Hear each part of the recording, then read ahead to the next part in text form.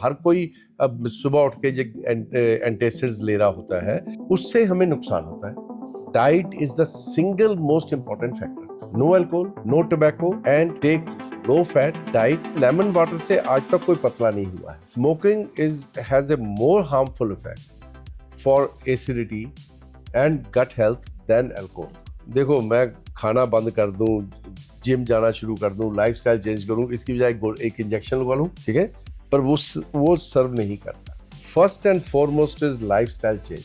Science के हिसाब से अल्कोहल की कोई भी मात्रा सेफ नहीं है।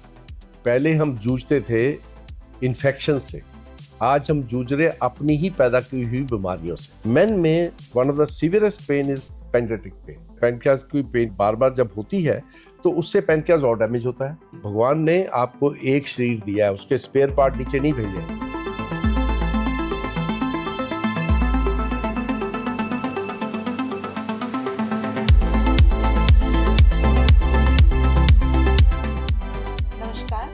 आज हमारे साथ हमारे पॉडकास्ट में हैं Padmashri awardee doctor Randhir Sood sir.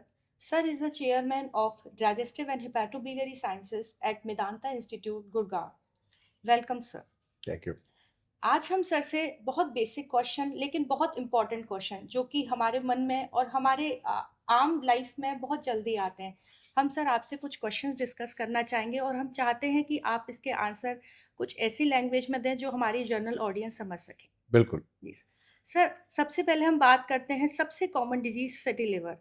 Non alcoholic fatty liver disease क्या है और आजकल ये इतना कॉमन क्यों हो रहा है? देखिए, जिस तरह से हमारा रहन सहन, हमारा खान पान चेंज हो रहा है, आपने देखा कि मोटापा बढ़ता जा रहा है और इसी वजह से लोगों में डायबिटीज़ भी, इंडिया में we are considered to be the capital of diabetes of the world. And जैसे डायबिटीज़ है, कोलेस्ट्रॉल और ट्राइग्लिसराइड्स बढ़ते हैं और मोटापा बढ़ता है, इन चीज़ों को हम मेटाबॉलिक डिसऑर्डर्स कहते हैं। और मेटाबॉलिक डिसऑर्डर्स के साथ फैटी लिवर, स्टेटोटिक लिवर डिजीज़ जो होती है, इसी को हम MASLD या नैश कहते हैं। और जब ये नॉर्मल फैट होता है तो फिर इसमें कोई बीमारी नहीं होती, पर जब इस फैट की वजह से लिवर में सूजन पैदा हो जानी होती है, उसमें डैमेज होती है, तो ये एक बीमारी बन जाती है। तो इसकी वजह जो इसके बढ़ने की है, क्योंकि हमारा खान पान और हमारा रहन सहन बदलता जा रहा है। बिल्कुल सर। सर, अभी रिसेंटली हमने देखा कि वर्ल्ड हेपेटाइटिस डे बनाया गया, बहुत सारे हमने एडवर्टीजमेंट्स पढ़े और बहुत सारे प्रिकॉशंस पढ़े। सर, व्हाट इज़ हेपेटाइटिस, कितने तरीके के होते हैं और आम जनता को क्या ध्यान रखना चाहिए कि इस चीज़ से बच सके? देखिए, हेपेटाइटिस एक वर्ड अगर उसको हिंदी किया जाए तो लिवर की सोजिश बनेगी। और लिवर की सोजिश कई वजह से होती है। कॉमनेस्ट कॉजेज इन्फेक्शंस थी, जो कि पहले बहुत कॉमन थी। हेपेटाइटिस ए और ई थे, जो कि पानी और खान पान से होते थे। हेपेटाइटिस बी और सी थे, जो कि इंजेक्शन से और अनप्रोटेक्टेड सेक्सुअल बिहेवियर और ब्लड ट्रांसफ्यूजन से होते थे। सो उसके अलावा जो कॉमनेस्ट हेपेटाइटिस अब है वो है alcoholic hepatitis, again related to our lifestyle. So alcohol का सेवन बढ़ता जा रहा है और फिर उसकी वजह से जो लिवर में सोजिश होती है उसको अल्कोहलिक हेपेटाइटिस कहा जाता है। सर, मेरा थर्ड क्वेश्चन है गट से रिलेटेड। हमने बहुत सुना होगा कि लोग अपना नेचुरल सप्लीमेंट्स लेते हैं, कुछ आर्टिफिशियल सप्लीमेंट्स लेते हैं कि ये गट हेल्थ प्रमोट करने के लिए। क्या ये वाकई सच है? गट की हेल्थ एग्जैक्टली ये टर्म होता क्या है? हमारी क्या चीज़ है जो गट की हेल्थ को बनाती है? देखिए, हम लोग कई बार एक प्रचलित फ्रेजेस को अडॉप्ट कर लेते हैं। आजकल हर मरीज कहता है डॉक्टर साहब मेरी गट हेल्थ ठीक नहीं है। उसको ये नहीं पता होता कि बीमारी क्या हो रही है। तो गट हेल्थ क्या है? आंतों की स्वस्थता और कुछ नहीं है। तो गट हेल्थ के लिए कोई सप्लीमेंट लेने से वो ठीक नहीं होती, पर एक ठीक है, साफ सुथरा खाना अगर हम खाएंगे तो उससे हमें इन्फेक्शन नहीं होगी, तो हमारी आंत की बीमारियां नहीं होंगी, तो गट हेल्थ हमारी बेटर रहेगी। हम अगर एंटीबायोटिक्स मिनिमल यूज करेंगे तो हमारे जो नेचुरली हैपनिंग बैक्टीरिया है आंतों में, तो उनको हम खराब नहीं करेंगे, उनको मारेंगे नहीं, तो हमारी गट हेल्थ ठीक रहेगी। फिर अगर हम खुराक में फाइबर ज़्यादा खाएंगे तो फाइबर जो है, जो हमारे इंटेस्टाइन के नेचुरल बैक्टीरिया है, जो कि हमारी सारी प्रोटेक्शन करते हैं और हमारा इम्यून सिस्टम को रेगुलेट करते हैं, बॉडीली कई फंक्शंस को वो रेगुलेट करते हैं, उनका भोजन है। तो इसलिए वो fibre in the diet, healthy hygienic food, and avoiding unnecessary antibiotics, and particularly avoiding substances which are preserved and having very high sugar content or very high alcohol content. बिल्कुल, बिल्कुल। बहुत अच्छी बात बताई सर आपने। सर एक IBS irritable bowel syndrome आजकल हम इंसिडेंस बहुत ज़्यादा देख रहे हैं। क्या कुछ ऐसा फैक्टर है जो इसका इंसिडेंस बढ़ रहा है? अगर है तो सर हम इसको कैसे प्रिवेंट कर सकते हैं? अब देखिए कि आईबीएस क्या है, इरिटेबल बाउल सिंड्रोम, क्या आपकी आंतें हरकत ज़्यादा करती हैं, वो रिस्पॉन्ड आउट ऑफ प्रोपोर्शनेटली करते हैं कि आपने एक सुई चुभाई, उसको सी होनी चाहिए थी, वो चिल्ला रहा है।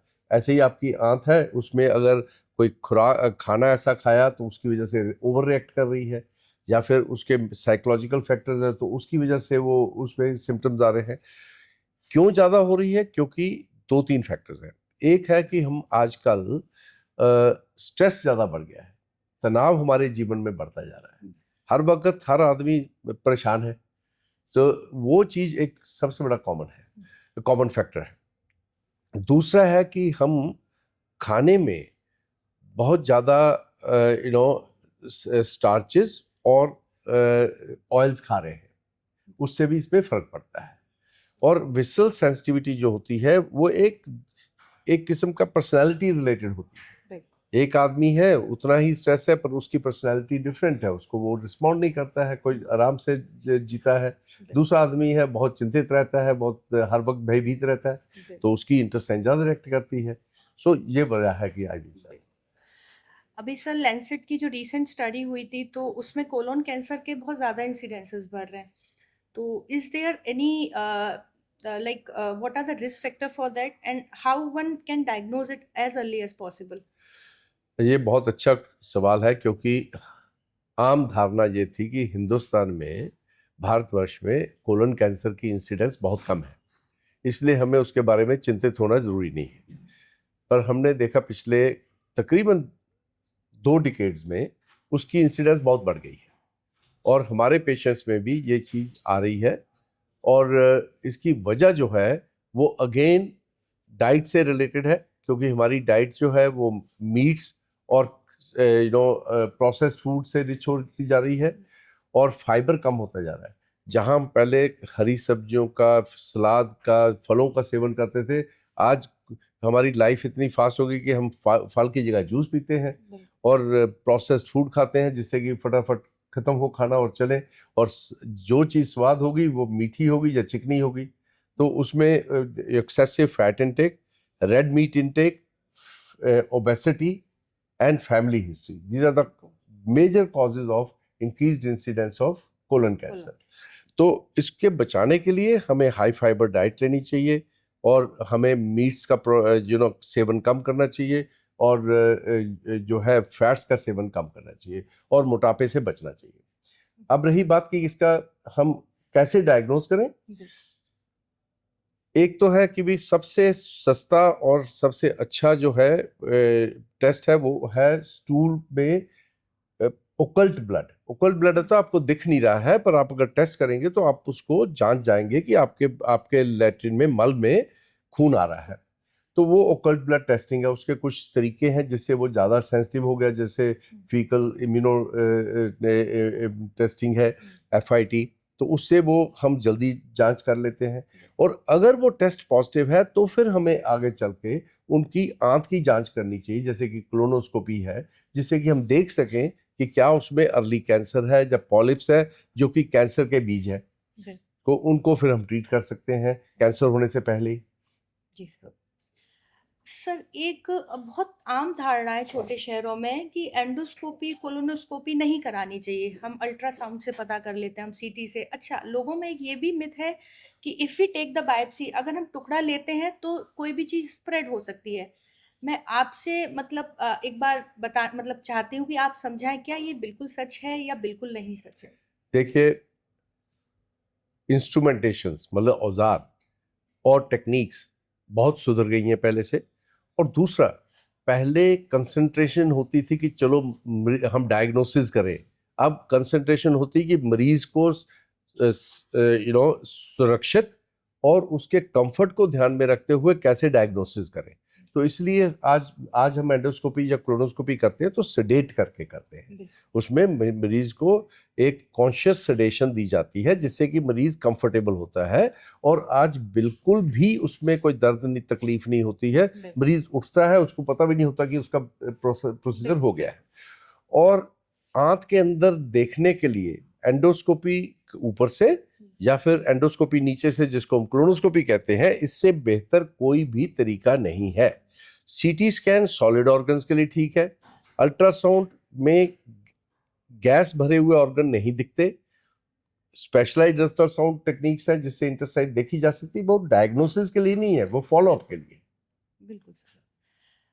सर, हमने देखा है कि ओबेसिटी हर अंग पे असर करती है। हमने अभी भी आपने जैसे बताया कि लिवर पे भी असर करती है। क्या गट रिलेटेड इशू भी ओबेसिटी से एक्सप्लेन हो सकते हैं? बिल्कुल, मैंने आपको कहा कि भी दो तरीके हैं, it's a two way process.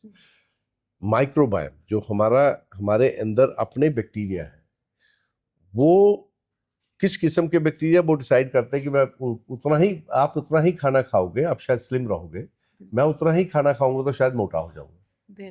ठीक है, इतना ही हम एक्सरसाइज करेंगे। वो डिटरमिन होता है हमारे जीन से और माइक्रोबायोम से। और ये तो हो गया कि कैसे हमारी गट इन्फ्लुएंस करती है कि मैं मोटा होऊंगा कि नहीं होऊंगा। दूसरी तरफ है कि हमारा मोटापा इंटेस्टाइन को कैसे इन्फ्लुएंस करता है, जो कि आपका सवाल था। मैंने कहा कि जो लोग मोटे होते हैं, ओबेसिटी से हमारा कोलन कैंसर का रिस्क 2.5 टाइम्स हो जाता है। So obesity is a direct risk factor for not only colon cancer but various cancers in the body. Okay. So it's a well proven now. जी sir. Usually gas I guess बहुत लोगों को बनती है और सब एक खाली पेट का कैप्सूल खा रहे होते हैं। तो what are the alarming symptoms, what are the red flag signs that हाँ, हमको अब इस समय एक गैस्ट्रोएंटरोलॉजिस्ट को, एक स्पेशलाइज्ड डॉक्टर को दिखाना चाहिए? ये बहुत ही इंपॉर्टेंट क्वेश्चन है। हिंदुस्तान में गैस और एसिडिटी, ये दो लफ्ज हैं जो कि हम हर चीज के लिए इस्तेमाल करते हैं। मरीज को हार्ट अटैक हो रहा होता है, वो कहता है मेरे को गैस हो रही है, और वो डॉक्टर के पास जाता नहीं, और वो बाद में पता चलता है कि ये हार्ट अटैक से डेथ हो गई। ठीक है।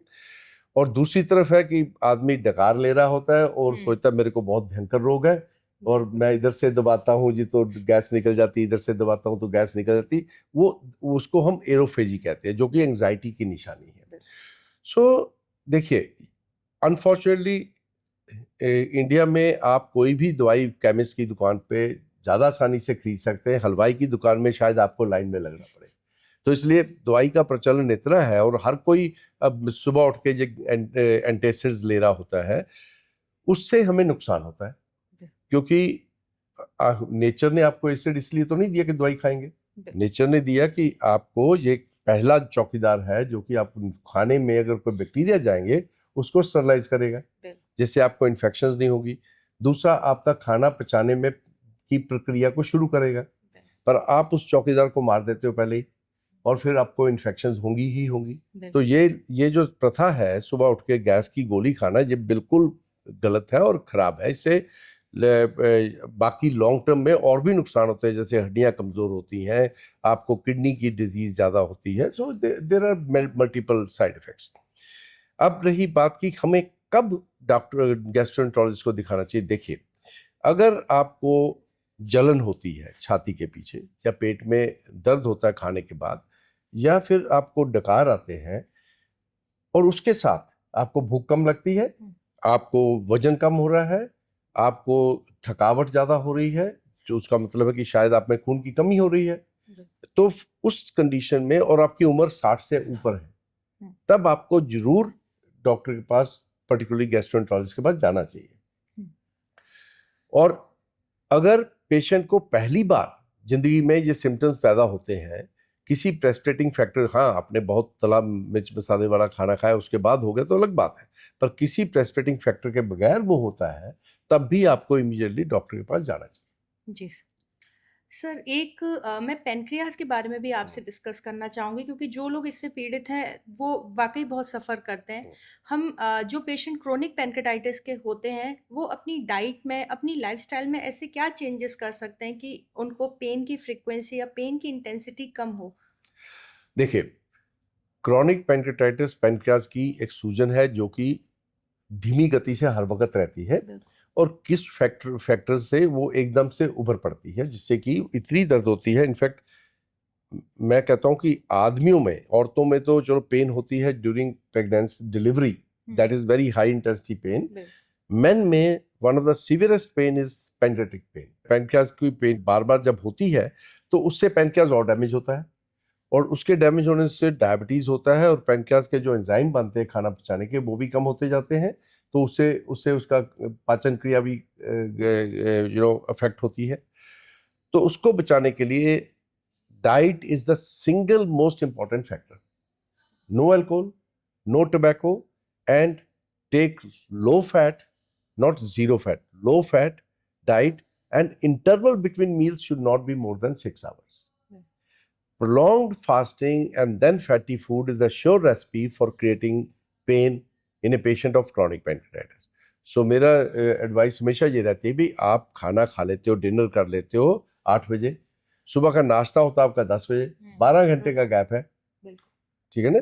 तो उस बैक गैप को कम करने के लिए एक तो जब आप सोते हैं बेड टाइम स्नैक, हुँ, उस वक़्त आप चाहे फ्रूट ले लीजिए, चाहे कोई बिस्किट ले लीजिए, फैट लो फैट बिस्किट्स जो है, ये चाहे व्हाइट ब्रेड का एक स्लाइस ले लीजिए बिल्कुल। And you you can that is good for you. And जब उठते हैं तब भी चाहे आप नट्स ले लीजिए, कुछ ले लीजिए जिससे कि आपकी पैनक्रियाटिक जूसेस पैनक्रियाज़ डक्ट में एक्युमुलेट ना होते रहें। बिल्कुल। सर मैं अब बात करना चाहती हूँ जो नॉर्मल जो नेचुरल चीज़ लोग जो ट्राई करते हैं like lemon water, early morning lemon hmm. Water, haldi water, ये क्या वाक़ई इफ़ेक्टिव हैं? Like ajwain water, I have heard from many patients कि हम अजवाइन का पानी पीते हैं। क्या ये वाक़ई इफ़ेक्टिव हैं? देखिए, अनफॉर्चुनेटली लोग ना एक चीज़ को मल्टीपल जगह पे अप्लाई करते हैं। बिल्कुल। अजवाइन हैज़ सम डाइजेस्टिव रोल और इसमें कोई शक नहीं है, it has got some aromatic oils which help in digestion, hmm, पर इसको सुबह पीने से कोई फायदा नहीं है। ओके। सिमिलरली लेमन वाटर से आज तक कोई पतला नहीं हुआ है। ठीक है, लोग इससे पीते कि शायद नींबू से चर्बी घुल जाएगी, पर उससे होती नहीं है, ये एक हुँ, धारणा है। हल्दी, curcumin has anti inflammatory properties, बिल्कुल।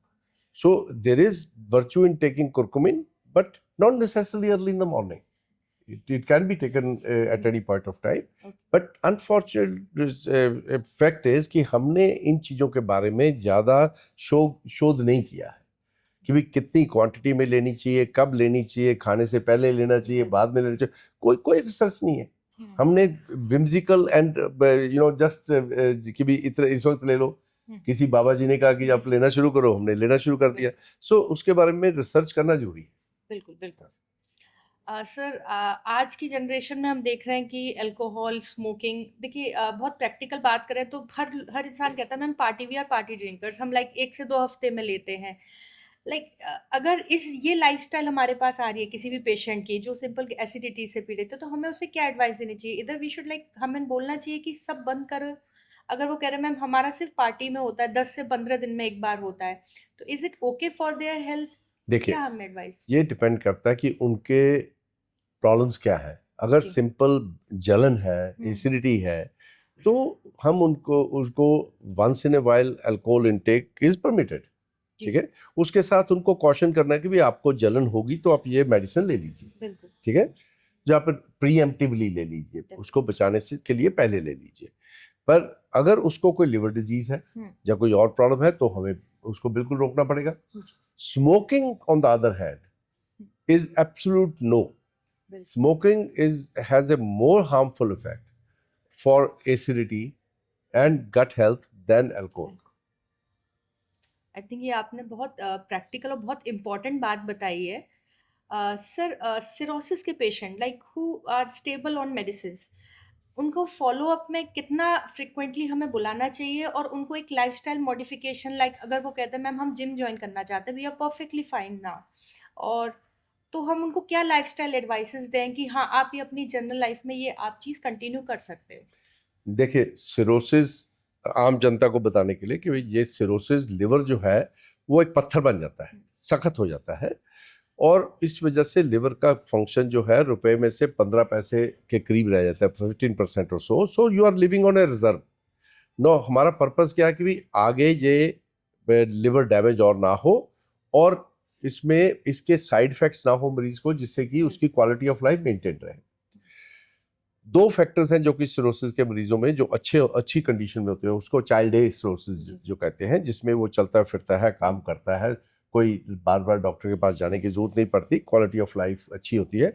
उसको मेंटेन करने के लिए एक सार्कोपीनिया मसल्स की वेस्टिंग को कहते हैं। उनमें मसल वेस्टिंग का संभावना बहुत होती है, पर्टिकुलरली जैसे जैसे सिरोसिस प्रोग्रेस करता है। उसको बचाने के लिए हाँ, उनको स्ट्रेंथ ट्रेनिंग करना जरूरी है। अगर मैं तो अपने सारे पेशेंट जो सिरोसिस के हैं उनको एडवाइस करता हूँ कि they should go to the gym और do strength training at home apart from walking. Number 2, एक फैक्ट हम जानना है कि भाई जैसे लोग इंटरमिटेंट फास्टिंग करके वेट लॉस करते हैं, तो उसके लिए 16 घंटे का फास्ट आम आदमी को चाहिए। बिल्कुल। सिरोसिस में 6 घंटे के बाद वो मेटाबॉलिज्म चेंज हो जाता है। अगर सिरोसिस का मरीज 6 घंटे से ज्यादा खाली पेट रहता है तो उसका वेट लॉस होना शुरू हो जाएगा, और उसके मसल और फैट उसका यूटिलाइज होना शुरू हो जाएगा, उसके हेल्थ के लिए वो खराब है। तो इसलिए सिरोसिस के मरीज को फास्टिंग नहीं रखना है ज्यादा, 6 घंटे से।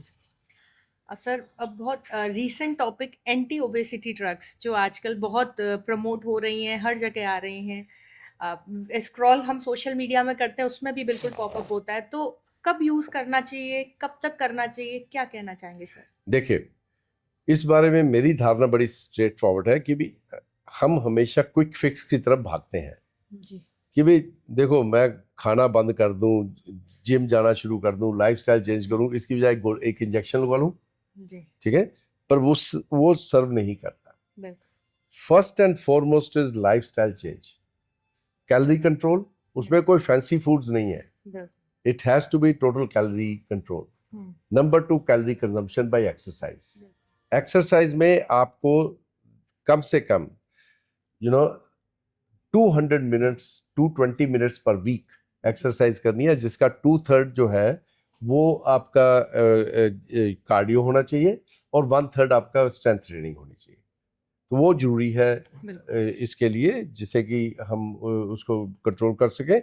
और ओबेसिटी में जितना आपको नॉर्मली खाना चाहिए उसका कम से कम 20% लेस खाना पड़ेगा। आप, अगर मैं तो कहता हूँ सीधी धारणा है कि मीठा चिकना बंद कर दो और एक्सरसाइज करो, जिससे कि आपका डेली आजकल हर एक के पास स्मार्ट वॉच होती है, आप अपने स्मार्ट वॉच के हिसाब से स्टेप नहीं गिनो, आप गिनो कि कितनी कैलोरीज कंज्यूम हुई। अगर दिन की आपकी 600-700 कैलोरीज नहीं कंज्यूम हो रही तो आपका वेट नहीं कम होगा। मतलब आपके हिसाब से we should go for natural things. First 3 months strict diet control and exercise if it is not working. और दूसरी कंडीशन है कि मरीज का वजन ही किसी का 120 किलो है, अब वो कहता है जी मेरे से तो चला नहीं जाता इतना, मैं थक जाता हूँ, तब उस मरीज उस आदमी को, जब औरत को, हमें ये दवाइयाँ यूज करके उसको उस लेवल तक पहुंचाना है कि जिससे वो अगला मेंटेन कर सके। आखिरकार मेडिसिन कब तक लेते रहोगे, ठीक है ना। और एक चीज और है जो कि बड़ा इंपॉर्टेंट है, इन दवाइयों से ये मेडिसिन ये नहीं देखती कि आपका फैट जा रहा है कि मसल जा रहा है। सो अगर आप एक्सरसाइज नहीं कर रहे हो और आप सेमाग्लूटाइड या मुंजारो ले रहे हो तो आपका मसल भी जाएगा और फैट भी जाएगा, और जब आप इसको बंद करोगे तो आपका मसल तो चला गया, अब फैट कमुलेट होगा, तो in fact you are in a worse position.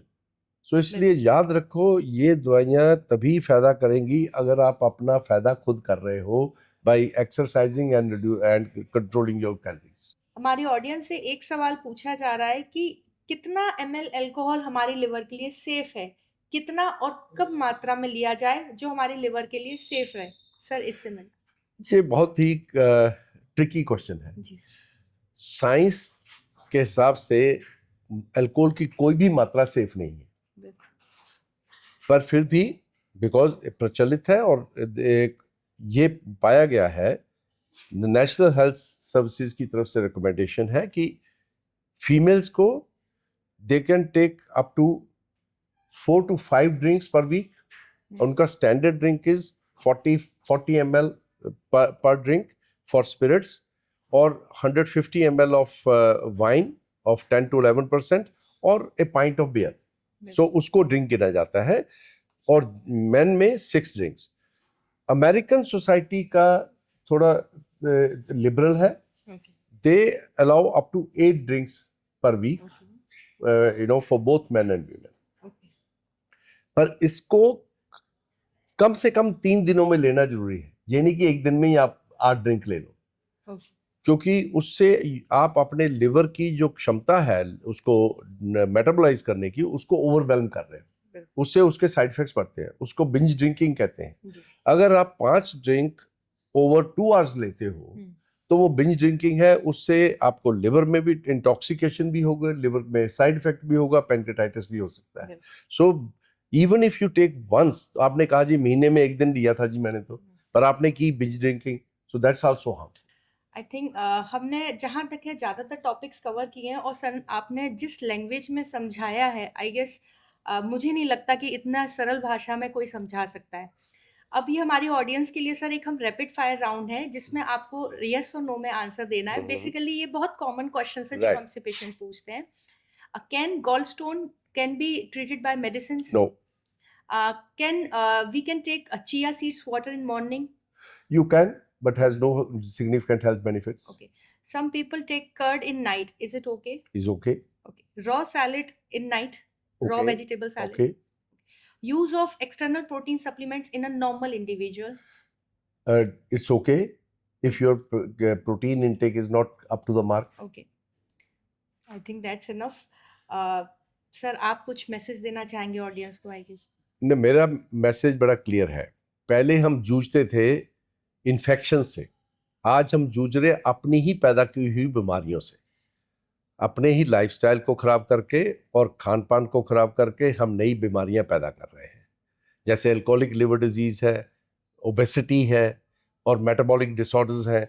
इनको हम ठीक कर सकते हैं अपने डाइट, लाइफस्टाइल और अपने एक्सरसाइज को ठीक करके. पहले हम जाते थे, घर से निकलते थे, दुकान तक जाना है तो पैदल जाते थे.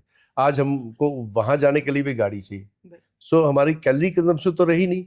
बात हम करते दादा परदादा की, क्योंकि वो इतना खाते थे, उनको कुछ नहीं होता था, पर वो चलते भी थे. तो इसलिए ज़रूरी है कि हम अपना लाइफस्टाइल ठीक करें, क्योंकि भगवान ने आपको एक शरीर दिया है, उसके स्पेयर पार्ट नीचे नहीं भेजे हैं.